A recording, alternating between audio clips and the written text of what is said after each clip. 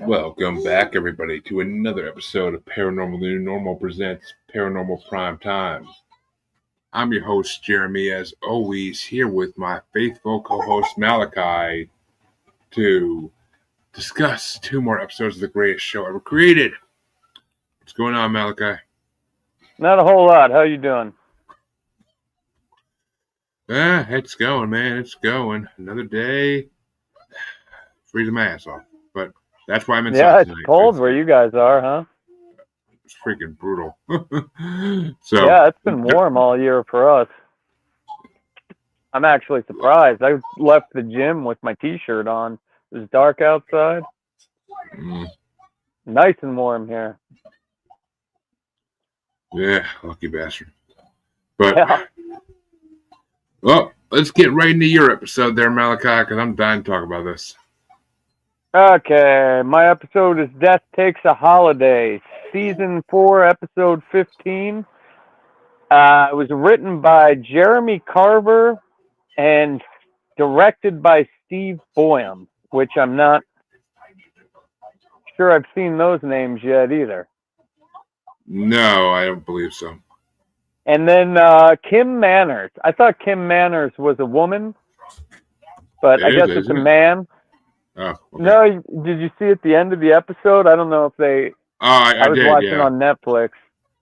Yeah, so I guess did. this whole season is dedicated to Kim Manners, and I know that was like a writer director, and it's a man, not a woman. So. Yeah. No, there are men named Kim, so it can happen. Yeah.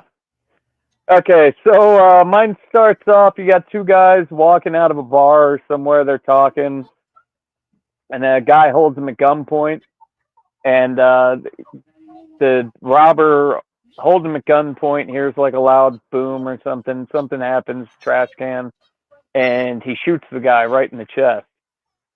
Robber runs away, and the friend's sitting there consoling the guy. And the guy gets up, and he's got a bullet hole in him, but he's not bleeding, and he's still alive, where it should have shot him right into the heart.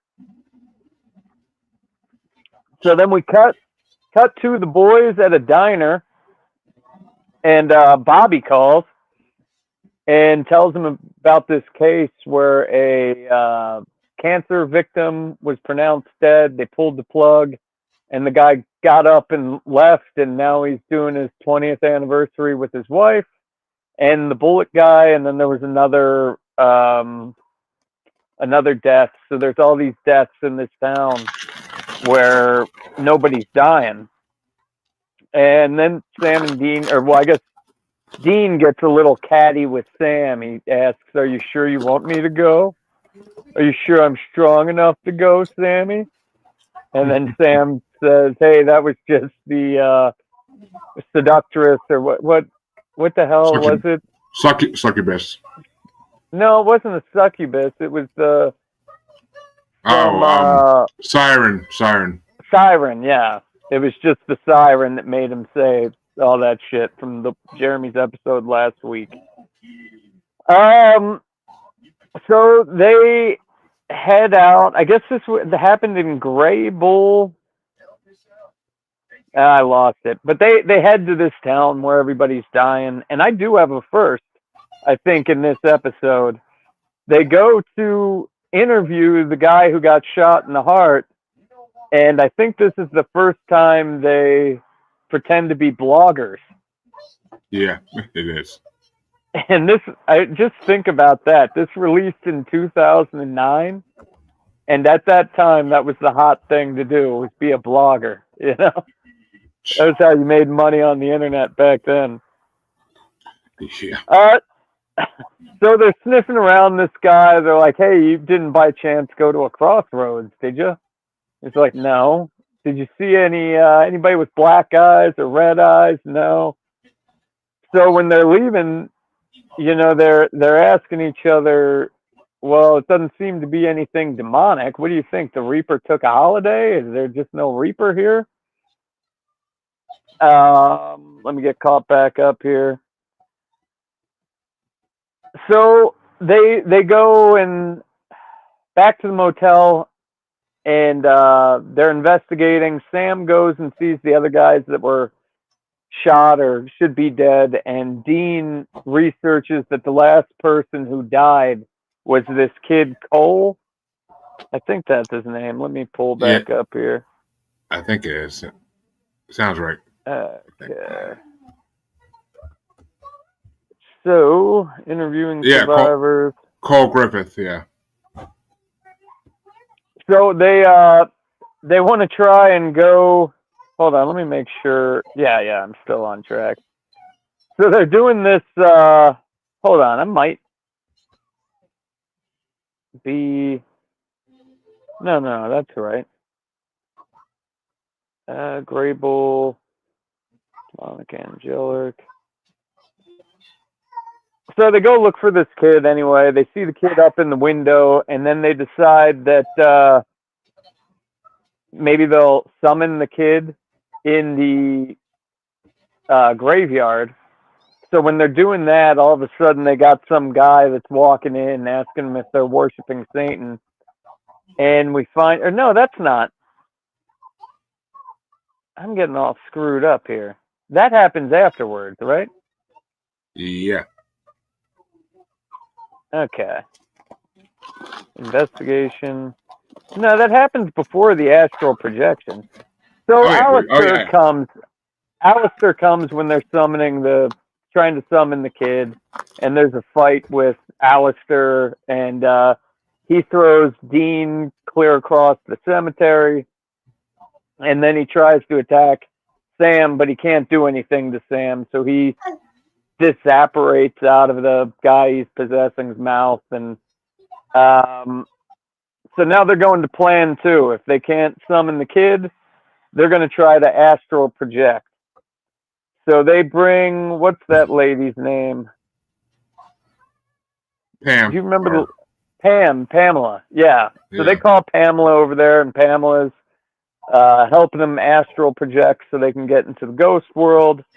And we see Dean like, it was a dud. And then Sam wakes up behind him, and they're in the astral plane. So they're walking around the city, and they're not seeing anything. And then they meet up with this kid. They see the kid like haunting his mom, throwing a soccer ball at her head and shit. He's not trying to be mean. But they go and they talk to the kid, and they want to know, like, hey, have you seen any demons or reapers or anything? He says that he saw this like reaper guy, but then the black smoke came and got him. So as soon as that is explained, all of a sudden we see the lights flickering and shit, and then this ghost figure comes in, and it's a woman, and the woman asks Dean if he remembers her, and we find out this was the Tessa girl, the Tessa Reaper from when him and his dad were in the car accident. From season 2, episode 1. Season 2, episode 1.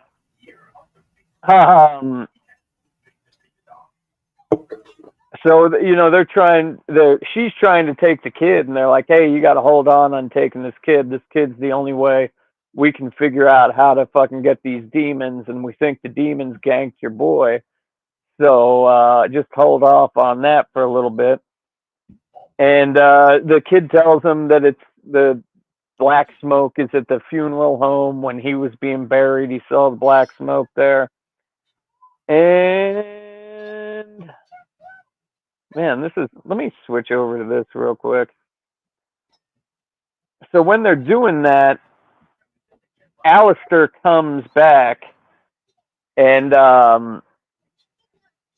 he's fucking with the kids again, or fucking with Sam and Dean. He's hitting them with iron chains and rock salt and all this shit.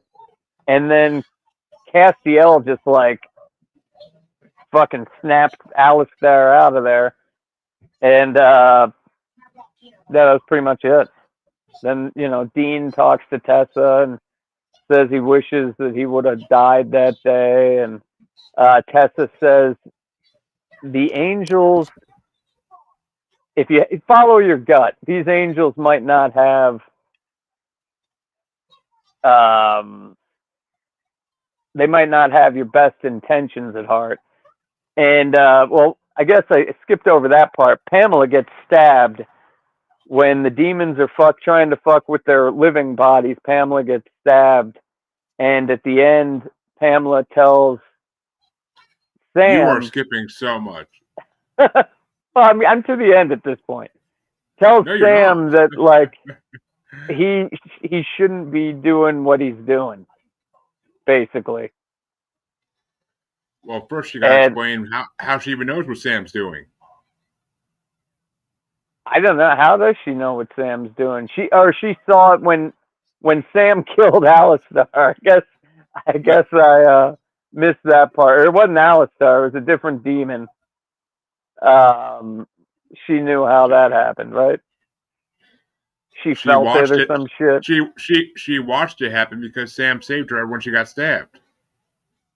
Yeah, and then she dies at the end. Yes. Jesus Christ, dude. I tried something different with the notes this time. It didn't work.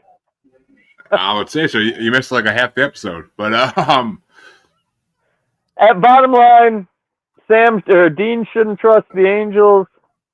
Sam's doing bad shit with his demon blood, and Pamela dies.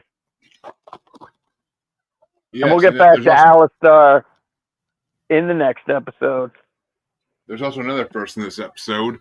It's the first episode where Alistair is played by Christopher Heyerdahl, who, I don't know. If anyone watched Hell on Wheels, he plays the most amazing villain on that show. Didn't that show only last like a season? That was the train one, right? It lasted like 5 or 6 seasons. Huh. That came out around the same time as Supernatural, didn't it? No, that started in like 10, 11, 12, somewhere in...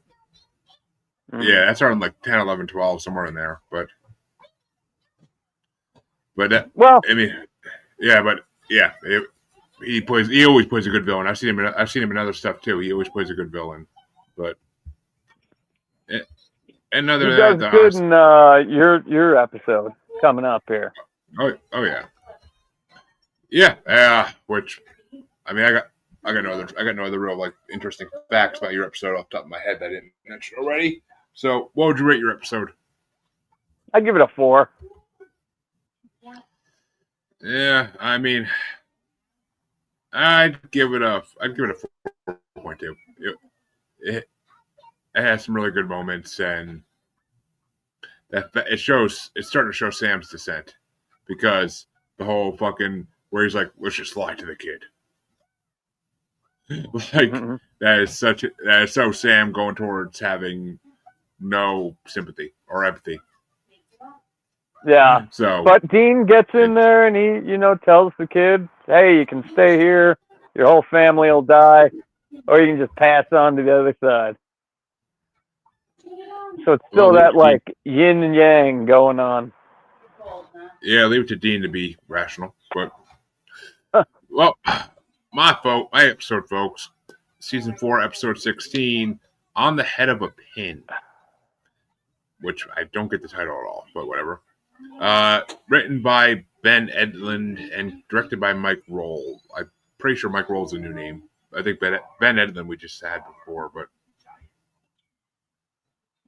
On the Head of a Pin. Yep. But basically, the episode starts off and we just see Castiel. He's walking. He lands in a parking lot where cars have been overturned and car alarms are blaring off. He raises his hand, makes them all go quiet, and he goes to the center of it all where he sees a woman in white is resting a sword wound in her sternum. He wishes her goodbye and then disappears as the police arrive. Enter the title scene. Then you see, I couldn't tell, but did they have like the big 30-foot angel wings? Yes. Right before it goes title scene, Castiel disappears when all the cops show up. And next thing we see is an overhead shot, and you see the helicopter searchlight shining on the ground where the woman's dead, and you can see her wings charred into the street. Yeah. I mean, I was watching on my phone, so she was about this big, but the wings So were like. So yeah, that's how we know for sure it's an angel. But we start the main part of the episode off with we see Dean and Sam driving back through the night from Pamela's funeral. Sam tells Dean that Ruby is going to meet them after tracking some leads. Dean says he doesn't care and is feeling guilty and becoming tired of losing all their friends. Sam tells him to get angry, another sign of Sam's descent. But Sam tells him to get angry, not tired, which is a very boss move for Sam, actually, because he's usually a little bitch when it comes to shit like that. But well, we'll find out why. Yeah. They check into a motel and find Uriel and Castiel waiting for them. Dean flips out at them by mentioning their friend and reminds Castiel of her. Oh, you know, that woman you blinded? But Uriel doesn't give a fuck. And while Castiel expresses sympathy, Uriel puts him back in his place, telling him, don't worry about these mud monkeys. Which Dean immediately points out, why do you always let them tell you what to do, Castiel? Uriel then tells them, though, that 7 angels have been killed and they don't know how the demons are doing it. They want Dean to interrogate Alistair since they have him captive. Dean tells him, no way, but Uriel tells him, like, we're not asking, you're doing it. So the angels disappear with Dean, leaving Sam behind, where he's like, God damn it. So we see Castiel, they take Dean to a warehouse somewhere, we have no idea where, and he shows Dean Alistair bound within Devil's Trap, and Dean tries to leave, but Uriel blocks him. Castiel says they have no choice but to ask, and Dean asks to speak with Castiel alone. Uriel leaves after being amused with Dean's defiance and says he's actually starting to like Dean. But as Castiel warns him that superiors are beginning to doubt him because of his sympathies towards humans. Dean warns that Castiel won't like what walks out if Dean goes into a torture house there, and Castiel tells him that he'd give everything for Dean not to do it. Which we're starting to see the very beginning of our friendship, but very beginning. And so Dean goes into the chamber, pushing his cart, and Alistair starts singing as Dean starts preparing a collection of torture stuff. Alistair laughs and wonders if Dean is scared. Dean denies and says that, and Alistair points out that after Dean left part of himself back in hell, that he should be scared. And he suggests Dean want to get revenge, if not for how Alistair tortured him, but for everything he did to his father. Because he wanted his father to come off the rack, not Dean. He wanted his father to agree to start becoming a torturer. Dean gets all pissed off, and we flip back and we see Ruby arriving at the motel, and she doesn't see the problem about Dean going with the angels, but Sam warns that Dean can't get the job done. He's not strong enough anymore. But Sam says he'll be strong enough to do it. But Dean starts to question. We're back at Dean, and he's questioning Alistair's remark as he boasts of what he did to John in his time in hell, but he admits he never did break him the same way he broke Dean. Alistair continues by stating that he expects Dean to have a similar will, but mocks him on not being strong-willed like his father. Dean's getting pissed off and tells him that he can still dream in hell, and he agreed to torturing Alistair. So he grabs a syringe, and he fills it with holy water, and outside we see Castiel listening to Alistair's screams of pain, as Dean's injecting him in with holy water, which probably is real torture to a demon. But yeah, I think you could do worse, though, right? Oh, he does. But I mean, you could hook like an IV up to his wiener, filled with holy water. Jesus Christ, dude! But colonic. But we're back at the motel, and we see Ruby doing a tracking spell on a map to locate Dean, and it burns the map until they find the little circle where Dean is. Sam says that he needs it, and it's been weeks. Sound like a fucking drug addict. And Ruby tells him he'll be okay, and then she cuts her arm open, and he sucks out the demon blood.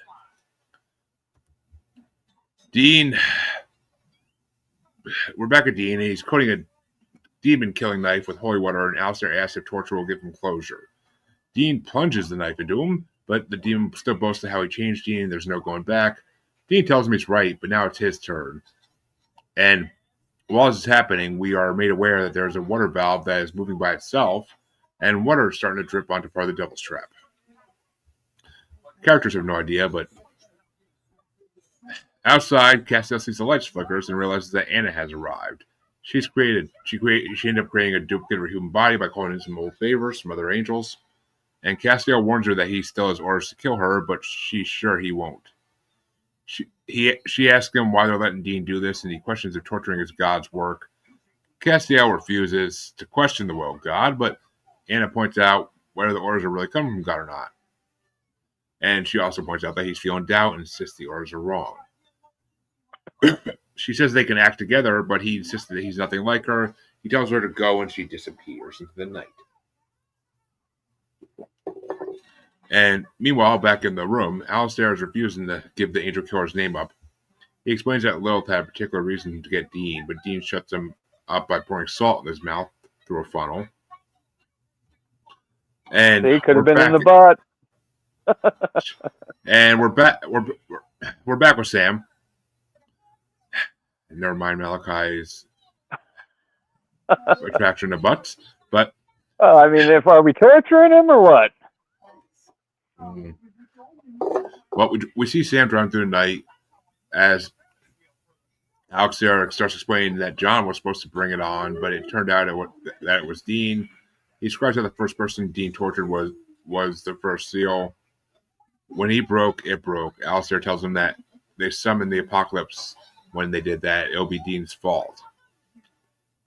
He focuses on the water pipe as it continues to drip on the seal, and Dean figures that Alistair is telling the truth, but warns he won't be there to see it.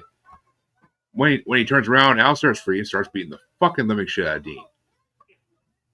And we see Castiel finally arrive after Dean gets the shit beat out of him, and he plunges the demon-killing knife into his shoulder. But Castiel twists it, but Alistair manages to pull it out and lunges at the angel. The two fight while Dean lies on the floor, knocked the fuck out. And we see Alistair slam Castiel's back onto a hook. Then admits all he can do is send Castiel back to heaven. He can't kill him. And he starts to recite an incantation as Castiel starts glowing with white light.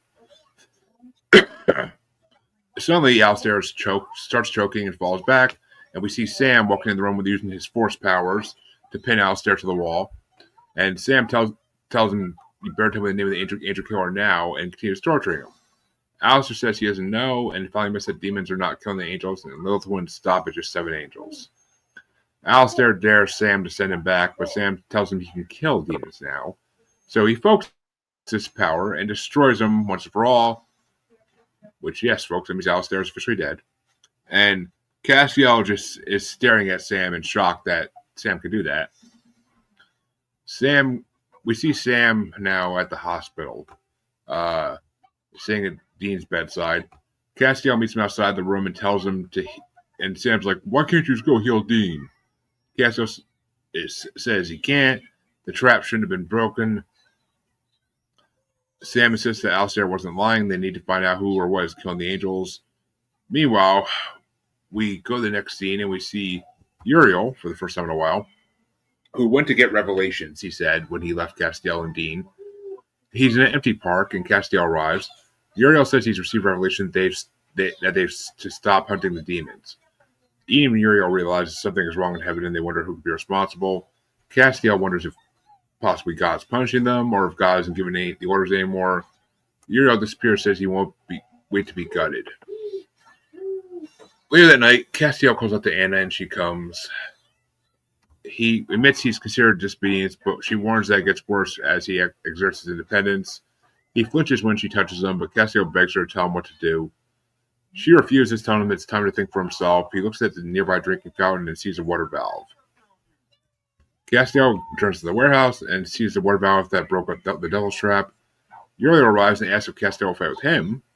Castiel insists that no demon could have broken his trap, and he talks their time together, fighting since the beginning of time, basically. And he asks Uriel for the truth, since he's known him so long. Uriel tells him that only an angel can kill an angel, and he pulls an angel sword from his sleeve. He tells him that the plan was that Alistair was to have killed Dean and escaped. Uriel's plan is conversion, and he's angry that God created humans still. Or as he calls them, mud monkeys. Yeah, I like Uriel. He's the funniest Funniest angel in the garrison. But he wants Castiel to join them so they can raise their brother Lucifer, who never bowed to humanity. Uriel asks Castiel to spread the word and bring on the apocalypse. Uriel tells him not to be afraid, and Castiel says he isn't, and as he slams Uriel through a wall using his own force powers. We see an awesome angel on angel fight with plenty of good fucking hits, but Uriel starts getting the upper hand, insisting there's no god, and Anna comes up from behind him and kills him. And meanwhile, we see Dean wake up at the hospital afterwards. He finds Castiel standing by his side. Castiel tells him to be careful and then informs him that Uriel was the traitor. Dean asks if Alistair spoke the truth, and Castiel confirms that Dean broke the first seal. They laid siege to hell to stop him, but they were too late. And Castiel explains that the righteous man who begins it is the only one who can finish it. And Dean's standing there crying, saying, I can't finish it, I'm not strong enough. Gave meter of like 0.5. Yeah, Dean is kind of like depressed in these past 2 episodes. He's just like, but I don't want to do it anymore. Yeah, he's getting there, but Dean has no idea what it means, he says, and Castiel says that he doesn't know either. And Dean says he can't do it, he's not strong enough, and he tells Castiel to find someone else, and he cries his way off the episode. Dun dun. And why didn't Cass just do the snap you're better thing?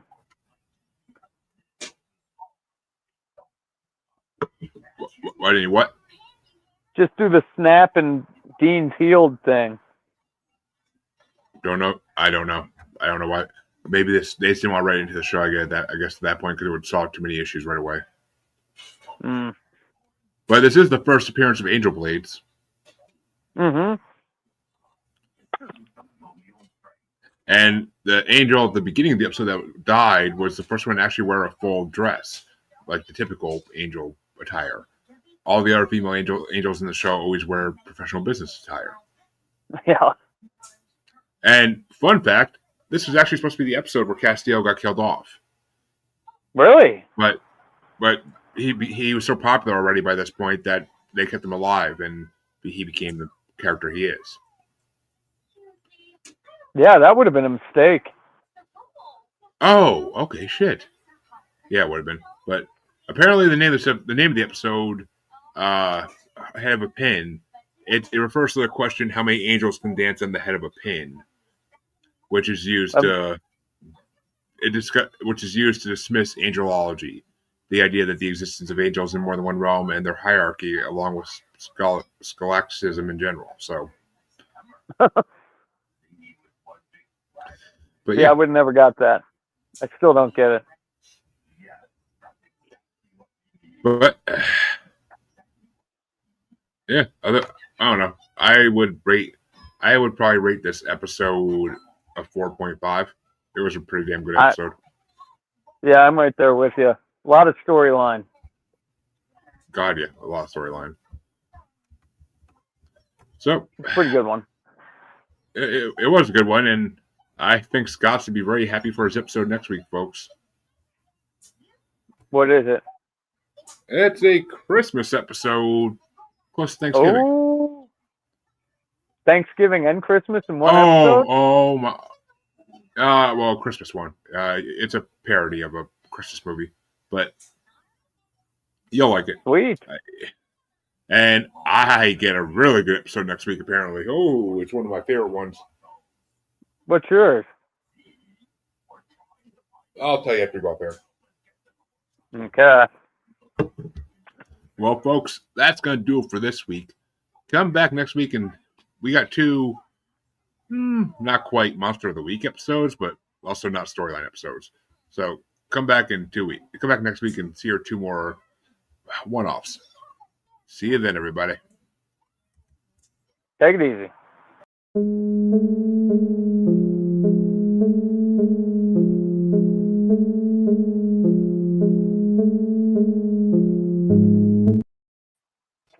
Wasn't the